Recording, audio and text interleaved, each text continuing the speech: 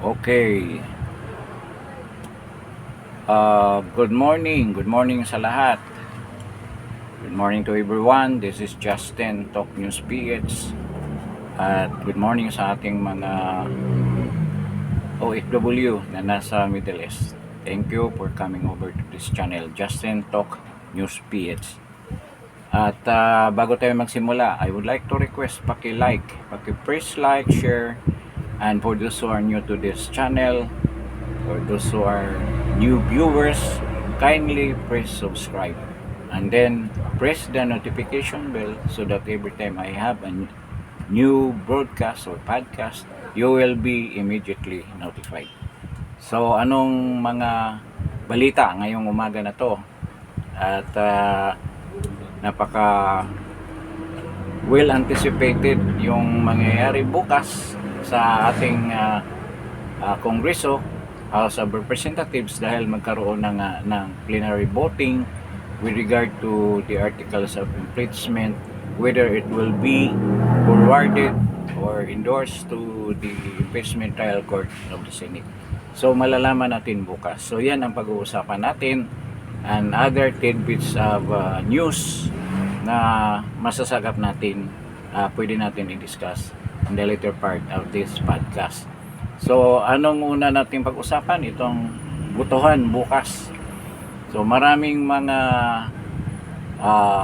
ideas, maraming opinion, maraming haka-haka with regard kung ano kayang will transpire tomorrow in the vote for the approval of the articles of impeachment of VP Inday Sara, kung yan ay maaprubahan o hindi. Kung tatanungin niyo ako, sigurado na yan na magkaroon ng 106 votes at magkaroon ng quorum. Ang quorum is around 158 or 160. Kung 318 sila, so ang kalahati niyan is 159 plus 1. That will be the majority attendance ng mga members ng House of Representatives to make it a majority attendance at magkaroon na ng quorum at they can start voting, the process of voting diyan sa articles of impeachment. At I'm sure na meron na yan, nakukuha na nila yung majority na attendance ng mga members, and of course they can post through with the 106 votes para matransmit na ang articles of impeachment to the impeachment trial court, which is the Senate. So pag-uusapan natin, dahil marami ring mga opinion, haka-haka, mga sabi nila from sources that galing sa inside of the party of Martin Romualdez, na nagsasabi na si Martin ay bubuto ng no. And in fact, I've read some comments or some articles that said that si Martin, nung pagbigay niya ng kanyang pronouncement tungkol nga dyan sa kanyang kaso na sinampa sa ombudsman to the Sandigan Bayan, but until now hindi pa naman actionan yan. Nasa ombudsman pa rin ang kaso na yan, at lumalakad yun. Nakakaroon ng time yun na kailangan may submit na sa Sandigan Bayan.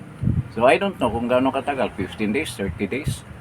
So right now nandyan pa sa Sandigan, sa ombudsman yung kaso na yan na plunder, and even the team of Boying Remulla and the ombudsman have made their pronouncement that the grand mastermind of the flood control scandal ay si Saldico at saka si Martin Romualdez, that gave Martin Romualdez the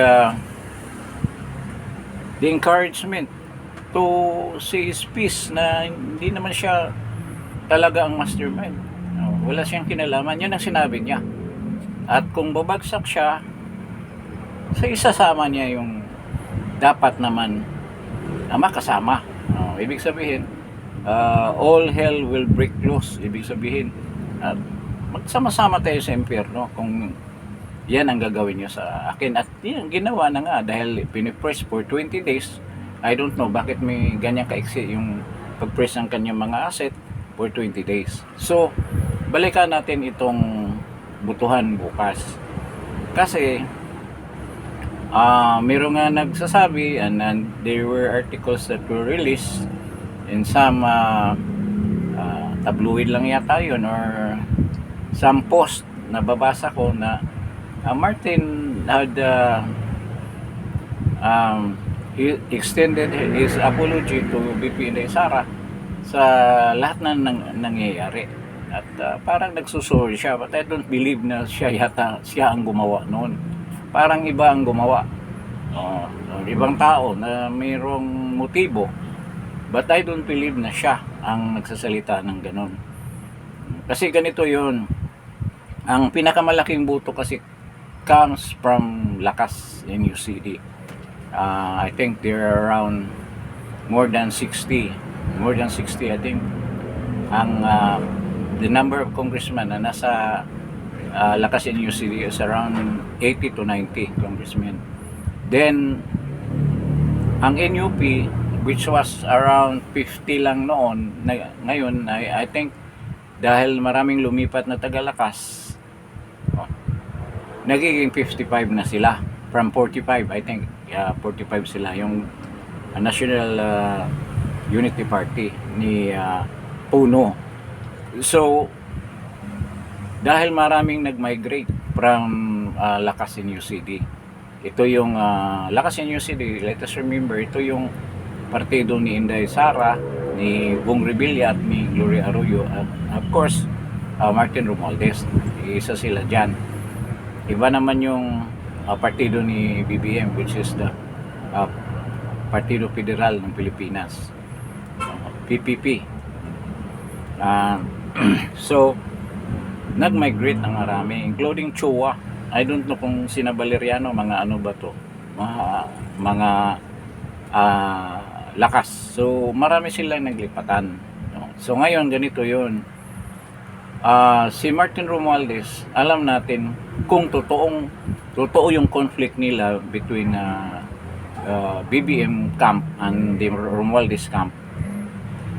Yung mga congressman na lumipat yan sa NUP ay siguradong kay Martin Romualdez. Alam natin itong NUP supported by Rason. Yung bilyonaryong si Rason ang may suporta dyan. In fact, nagkaroon ng demanda si Kiko dahil Kiko Barsaga, na yung tatay niya isa sa mga founder nitong NUP, sina Villafuerte, na demanda dahil nagsalita siya na binibigyan ng pera itong mga congressman ng NUP para bumoto for the impeachment of BP Inday Sara. Ngayon, kina-counter yan ni Puno, na sinabi niya na vote according to your conscience ang ibang mga congressman dyan sa NUP. Pero ngayon lumabas, dati sinabi niya na hindi kami bubuto kung ganyan kahina ang impeachment charges or complaints na ipapasa niyo sa Kongreso. Sabi niya hindi sila bubuto kung ganyan, kailangan magkaroon ng matibay, malakas na impeachment complaint na i-endorse sa Senado. Pero ngayon nag-iba naman ang tono niya after nagkaroon ng maraming lumipat galing ng Lakas in UCD na partido ni Gloria Arroyo at ni Martin Romualdez at si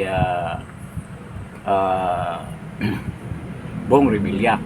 So ngayon, sabi niya 30 out of 55 are voting for the impeachment ng BP Inday Sara. Nag-iba ang tono. So ano kayang nag-i-encourage sa kanila? Or they are just sticking to their original plan na talagang bubuto sila for the impeachment? parang palaki lang ng bigayan ito si Puno. Yan ang diskarte. Alam na natin. Kaya yung tanong kung ano ang boto ni Martin Romualdez, no ba or yes ba for the impeachment ng BP Inday Sara, na yun ang nakalagay sa title natin. Para sa akin, big yes yan, hindi no. I don't believe na buboto si Martin Romualdez ng no. It will be yes.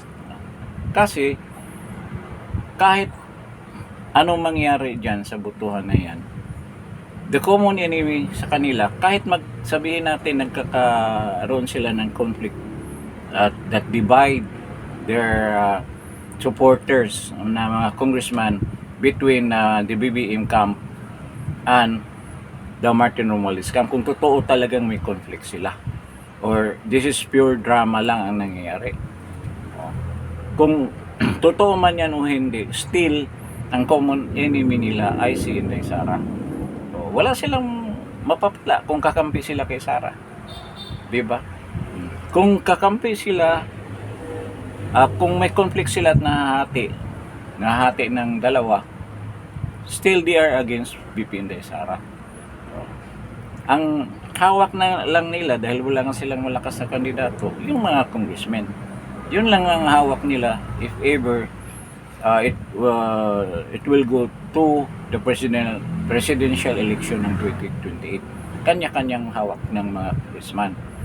So yung isang party sa NUP probably, dahil nga maraming umalis sa Lacasiño City, so mangyari niyan, nakita naman natin na si Gloria Arroyo, marami ring supporters and they are voting for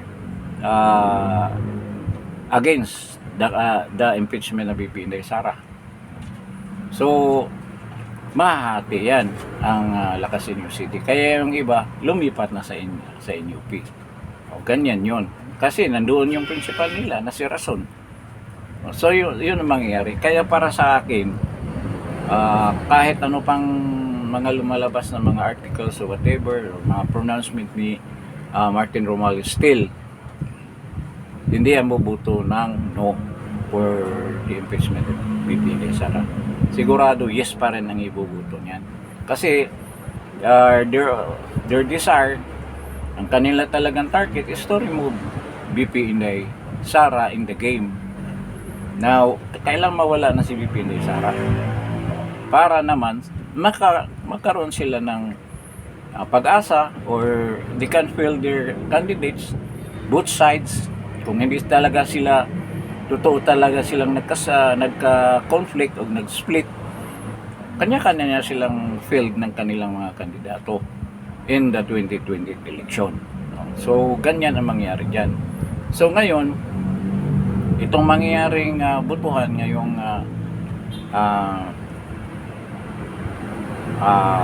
bukas, what I mean bukas, talagang makukuha nilang yung 106 and the quorum of 160. Makukuha nila yan, sigurado yan. At maraming nagsasalita, maraming hindi pupunta. Pero yung mga yan, sobrang greed na mga yan. Iniisip niyang pera lang talaga. Kasi alam naman nila na kaya nilang imaniobra ng kanilang mga distrito. Come what may, kung anong mangyayari dyan, mananalo man si BP Inday Sara o hindi, kaya rin naman nilang bumuliping. Kaya yan ang congressman, yan ang iniisip. Kailangan makuha ko yung pundo na yan. Kahit FLR yan, walang kasiguraduhan na makukuha nilang yung mga pundo na yan. Kasi noong the 19th Congress, maraming mga congressman nagreklamo na hindi pa rin hanggang ngayon, lalo na yung mga taga-NUP, hindi pa nila nakuha yung promise ng kampo ni Martin noong 19th Congress first impeachment. Hindi pa nila nakuha. Lalo na ngayon na na-dismiss na yung impeachment case na yun. Ngayon, yung pa rin ng promise, ng promiso ni na Sandro Marcos na yan ang ibibigay. So yung iba siguro mag-iisip na hindi na ako magpaloko ngayon. Kailangan ibigay nyo muna, i-release nyo muna kahit na yung unang pinangako nyo sa amin. Parang ganon. I don't know kung magkaroon ng effect yan doon sa butuhan. Kasi marami talaga ang bumuto for the impeachment dahil nga may pangakit na pera eh. May malita na involved. O, di ba? Yung signing pa lang doon sa probable cost. Nagpalakpakan ng mga congressman dahil nakatanggap sila ng 25 million. O, around 53 of them ay nakakuha ng 25 million. Di umano sa mga balita-balita dyan sa Kongreso. So, with regard to the case of Martin Romualdez, parang 50-50 pa ako dyan kung totoo ba talaga silang may conflict o purely drama lang. Kasi wala pang nakasampa sa Sandigang Bayan eh. Nasa ombudsman pa lang. Tsaka magtaka ka sa mga press order niya. 20 days lang. So malapit na ma-lift yan ang press order na ni Martin Romualdez. So saan pupunta yung kaso na yan? Baka biglang mawala na lang yan. So makikita natin kung totoong may conflict sila. But definitely Martin Romualdez will vote yes for the impeachment. For the impeachment of VP Inday Sara. Sigurado yan. Hindi yan boboto ng no. At sa mga tanong kung darating ba siya o hindi, darating yan. Sigurado magpapakita yan. Ngayon, regarding nga doon sa case na I think scripted na minamaniobra nila, dalawang bagay yun. Talagang gusto nilang siraan. Kung totoo ha, gusto nilang siraan si Martin Romualdez with that incident ni Franco Mabanta na nagkaroon daw ng extortion. Magugulat ka rin. Napakabilis ang pangyayari. Nandoon kaagad si tabag ito, NBI director. Nandoon kaagad. Then mahirapan din sila pag-prove noon dahil nung nagbigay ng pera wala namang threat. Kung hindi niyo hindi niyo ibigay yung pera na yan, ito ilalabas namin itong 90-minute na video. At saka November pa raw nandiyan na yung video, ba't hindi nila mailabas-labas?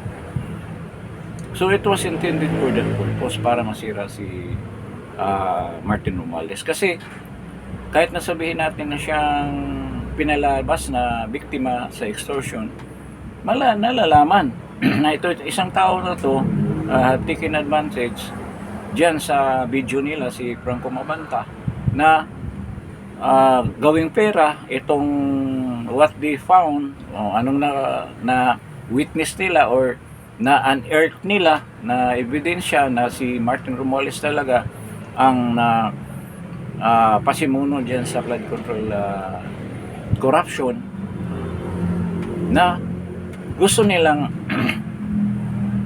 pipirahin. Pero ang epekto talaga doon na talagang si Martin Romualdez ang mastermind or talagang nagpaplano dyan sa flood control controversy, scandal na yan. Yun ang messaging, na yung ang naratibo na narating doon sa insidente na yan. Nakita mo, ang bilis-bilis makapagpiyansa. 120,000 bawat isa. Ganyan kabilis. So talagang para sa akin parang hindi ka paniwala. At saka nandoon kagad ang media, nagre-report. Parang alam na nila kung saan papunta yung kwento. Ngayon, kung totoong binibiktima nila si Romualdez, which is I think yun ang purpose, parang totoo din itong conflict between Romualdez and BBM. Kung talagang totoo yung script na yan. Meron pa ngang biro-biroan na baka yung gustong ibigay na pera kasi sabi ni pangalan nito ni NBI director na yung pera daw na ginagamit nila, kasi tinatanong kung saan galing yung perang 375 million na ilalagay sa malita. Sabi niya galing daw sa Recto, ibig sabihin pinaimprintan nila. So that's a fake na pera. Marami nagsasalita, alam mo pala saan ang pagawaan ng fake na pera, kaya daming naglulupana ng mga fake na 1,000 bills dahil pala meron pala dyan sa Recto. Bakit ini-encourage pa ninyo na dyan kayo kumuha? Marami namang perang pamahalaan. Ang NBI mismo, maraming pera yan na gagamitin for that purpose. So, bakit kailangan pa ng fake? Medyo mahina rin ng ni NBI director. Mahina rin ang gauge niya sa mga situation, sa kanyang operation. Dapat hindi niya sinabi. Nagsasalita pa siya na hindi niyo alam yung mga ganyang covert operations na yan ang ginagamit, mga fake bundles of money that are fake. Isipin mo yon. So it will jeopardize other operations, lalo na yun sa kidnapper ransom. Kasi mag-iisip na yung mga nangingidnap, yung mga kidnapper, na baka fake ito. It will put rest doon sa mga operatiba. Kasi kung magbibigay ka, pagdudahan ka, patingin niya kung totoong pera ba yan. Baka yung sinasabi ni Director Matibag na galing yan sa Recto, na fake, na pinapagawa lang ninyo sa printer. Di ba? Nakikita niyo yung logic dun sa sinasabi niya. Dapat hindi niya sinabi. But still, dahil slippery masyado ang kanyang dila, yan ang sinasabi niya. Binubulgar pa niya yung sekreto dapat nila. So pwede naman yung sinasabihin niya, that's confidential because we have undergoing not only this operation but other operations that entails the same purpose of using money as a form of a ransom or form of payment or buy-bust operations that we are conducting in our other operations like drug buy-bust operations like that and KFR. Dapat niya nang sinabi niya, hindi niya detalyin na galing sa Recto yung perang ginagamit nila. Mahina rin, di ba? Kahit na abogado. So ganyan ang mangyari bukas. Marami nagsasabi na marami daw hindi magpupunta. Hindi ako maniwala pupunta yan. Kasi kailangan ang actual presence mo, kailangan present ka doon. Hindi ka pwedeng bumuto in absensya. Kailangan present yung congressman na bubuto. And other will even explain their votes bakit bumuto sila for the impeachment ng VP Inday Sara. So bukas magsusulat tayo. Isusulat natin yung mga pangalan ng mga congressman na bumuto ng yes for the impeachment ng VP Inday Sara, for the approval of the articles of impeachment, then ang mga distrito din kung anong lugar sila galing, para makagawa tayo ng data na yun ang lagi nating sabihin na itong mga to ang bumuto for the impeachment ng VP Inday Sara up to the 2028 election. Kukunin natin ang detalye na mga yan, kung tatakbo pa ba yan o hindi, or sino ito, and even their performance. We will also look into their performance, kung anong mga partido nila, anong mga past na ginagawa, may mga projects ba ito na naging ghost dyan sa mga distrito niya. So malalaman natin. So yun ang gagawin natin, kayo na makikinig bukas, and I will be doing that, and then I will be broadcasting that also here in the Justin Talk News PH. So yun ang sa tanong kung bubuto ba ng no si Martin Romualdez for the not to impeach VP Inday Sara. Hindi ako maniwala. In the probability of voting no, napakaliit ng porsyento. It will be a yes vote for Martin Romualdez to impeach VP Inday Sara. Kasi yun ang objective talaga nila. Whether, ulitin ko, may conflict man sila, ni BBM mo stage lang yung conflict nila. The same intention is to uh, remove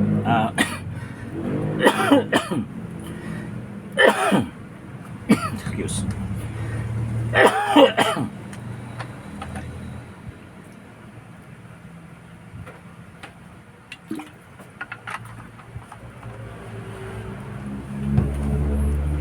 alisin talaga si BP Inday Sara sa contention for the presidential race by the year 2028. So yun ang mangyari. Ngayon, other topic naman, so okay na tayo sa topic na yan.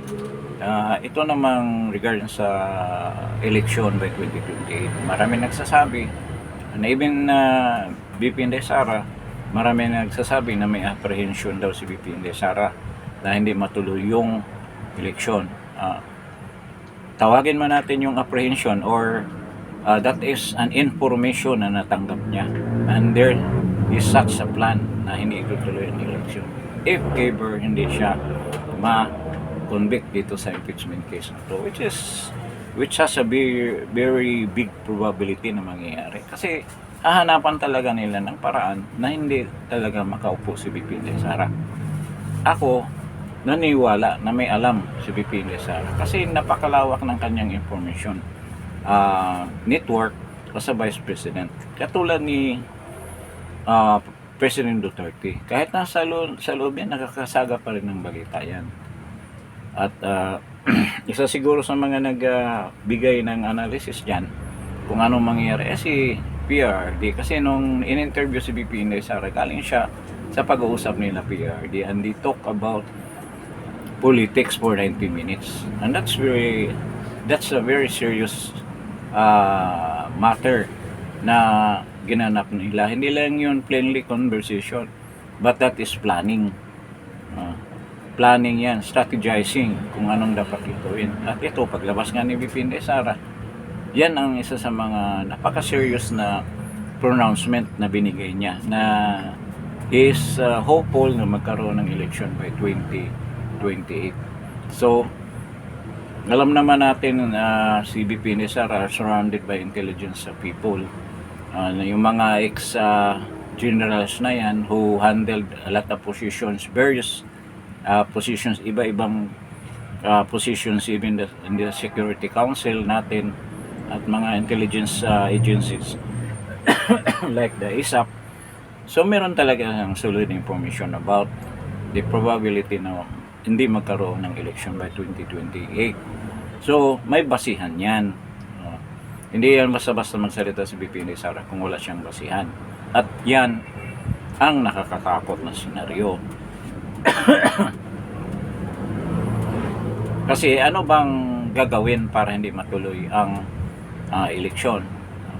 There is only one thing na maging action ng Malacanang, that is to declare a state of emergency or martial law. Yun lang. To whatever plans they have, how to implement that, hindi natin alam. Baka they will stage a coup, or they will stage attempt to sow chaos sa ating society. We don't know, or bombing or whatever. I'm hoping that they will not do such very destructive plans and implement those plans na nasa isip nila. They will sow chaos, and this is one of the main reason na that the president can implement or declare a state of emergency for the entire nation, tulad ng nangyari nung tatay ni BBM na si Marcos. Stage yung assassination attempt kay Enrile at dahil nga sobrang kaguluhan din ng mga left, yun na hindi na kailangan ang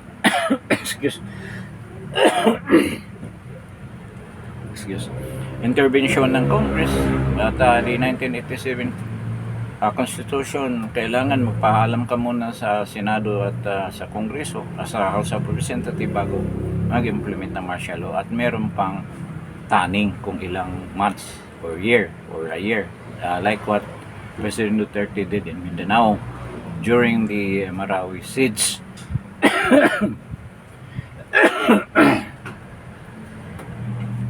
So yun ang pangyayari, yan ang posibleng mangyayari dyan sa information na kukuha ni BP Inday Sara. I don't know kung anong action. Grabe.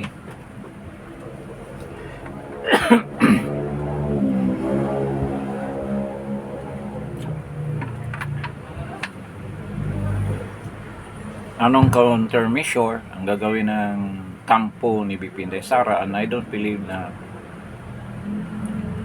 itong mga retired generals will not do anything about that, and even the active mga military na nasa AFP ay walang gagawin, including the police. Merong gagawin yung mga yan. So this will be a very negative event na mangyari sa atin, and it might be a bloody one. Kaya nakakatakot yan kasi nasa sukdulan na tayo ng mga pangyayaring ito, at lalo na ang left, ang mga komunista ay nasa side ng administration. So talagang merong arm na pangyayari niyan. There will be encounters. I hope na hindi dito sa mga syudad natin, like what happened during the time of Cory Aquino, na nasa mismong Central Business District ng Makati nangyari yung barilan, yung naging combat zone yung Ayala Avenue at Makati Avenue nung panahon na yun. So this will be a very delicate proposition kung gagawin nila yan, yung pag-declare ng state of emergency, dahil nga wala na silang ibang mapupuntahan. They have no choice but to do that, to perpetuate themselves in power. So yun ang napakadelikadong pupuntahan ng administrasyon na to, kung talagang patuloy nilang ipatuloy nilang hangarin nila na hindi talaga bababa sa posisyon. Dahil unang-una, takot sila na kung mawala sila sa posisyon, talagang magkaroon ng matinding repercussions sa pamamagitan ng mga investigasyon with regards to what they did sa pundo ng bayan. So yan ang kinatakutan nila, dahil napaka tibay na mga lumalabas na ebidensya against what they did dyan sa coppers natin. Yun ang kinatatakutan nila. And second, gusto talaga nila na maghahawakan yung bansa natin as much as possible. Kung gaano kahaba man yan, gagawin nila yan. So napakadelikado. So I think I have to end this episode. Medyo masama na talaga yung lalamunan ko. This is due to the cough, the fever that I have. Walang tigil, more than a week na. So pasensya na lang na hindi natin matuloy-tuloy itong discussions na to, but most naman ng gusto kong ipapahayag for this episode, napapahayag ko na. So maraming salamat sa pagdalo ninyo dito sa Justin Talk News page. I hope before you leave this channel, paki-like naman, share, and subscribe to Justin Talk News page. Maraming salamat at God bless sa inyong lahat.